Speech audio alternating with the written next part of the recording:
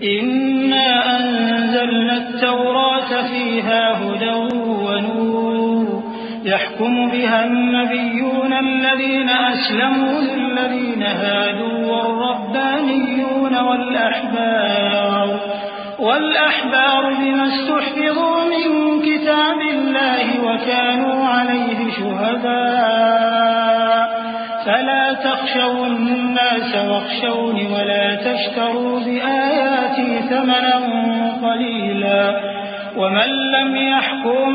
بما أنزل الله فأولئك هم الكافرون وكتبنا عليهم فيها أن النفس بالنفس والعين بالعين والأنف بالأنف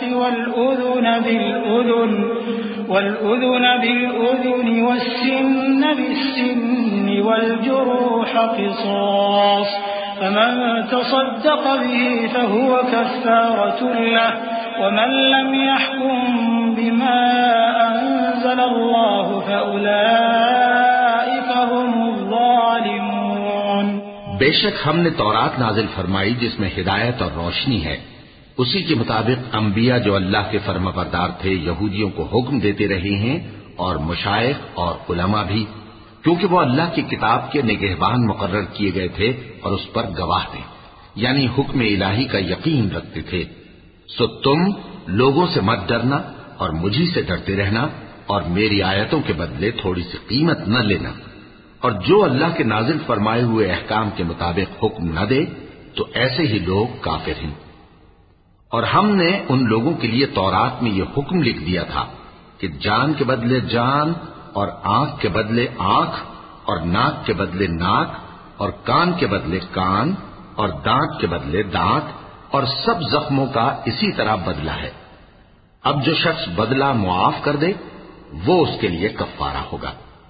اور جو اللہ کے نازل فرمائے ہوئے احکام کے مطابق حکم نہ دے تو ایسے ہی لوگ بے انصاف ہیں۔ وقفينا على آثارهم بعيسى ابن مريم مصدقا لما بين يديه من التوراة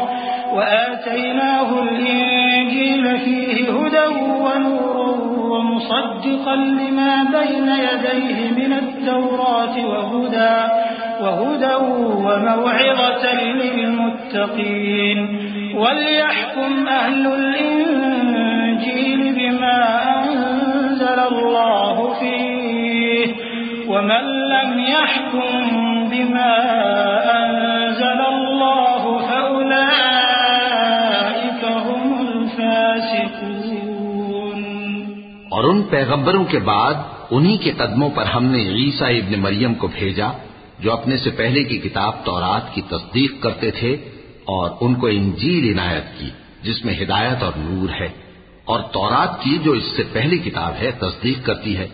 اور پرہیزگاروں کو راہ بتاتی اور نصیحت کرتی ہے۔ اور اہل انجیل کو چاہیے کہ جو احکام اللہ نے اس میں نازل فرمائے ہیں اس کے مطابق حکم دیا کریں، اور جو اللہ کے نازل کیے ہوئے احکام کے مطابق حکم نہ دے گا تو ایسے لوگ نافرمان ہیں۔